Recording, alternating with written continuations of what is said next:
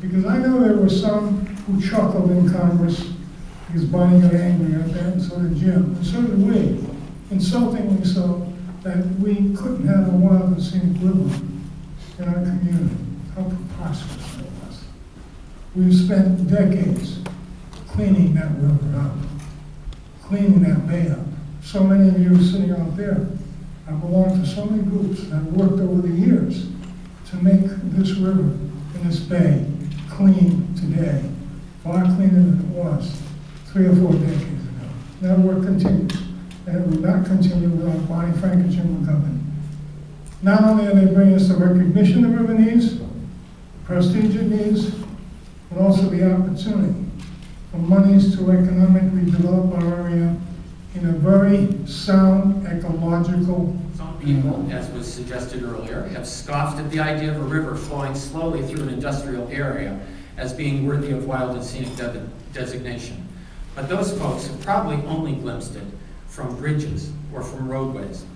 Those of us who have ridden in its currents know its true value as a fishery, as a nurturer of diverse habitat, as a home to many animals and plants, some exceptionally rare. Those of us with rod and paddle and oar and tiller know the value as a recreational resource, a place to recharge our batteries and instill a sense of wonder and purpose in our own young.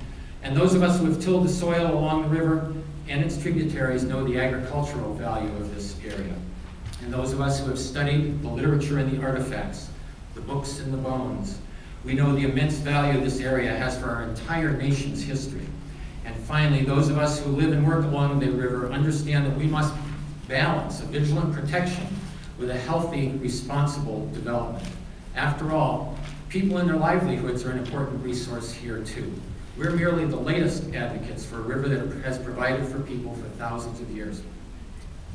There's been an effort on the part of some to denigrate concern for the environment as a luxury for the super rich.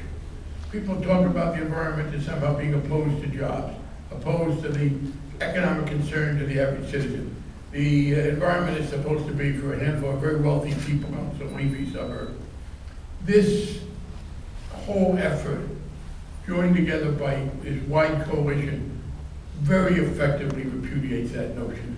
This is a clear example of the recognition of the importance of the environment to everybody in the urban parts of the area, in the more suburban parts, in the less thickly settled, in the more thickly settled. Indeed, for those who live in the most thickly settled parts of it, having preservation of something like this is even more important than if you live in a more open area. It's the case, I have been told that I, in the district I represent, have more Superfund sites than just about any congressional district in America, because it was for years the pattern in this country to put things that were environmentally unattractive in places where people were seen to have the least political ability to fight back.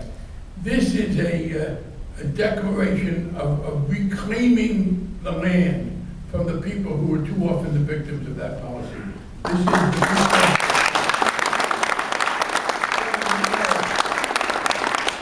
we're not dumping ground.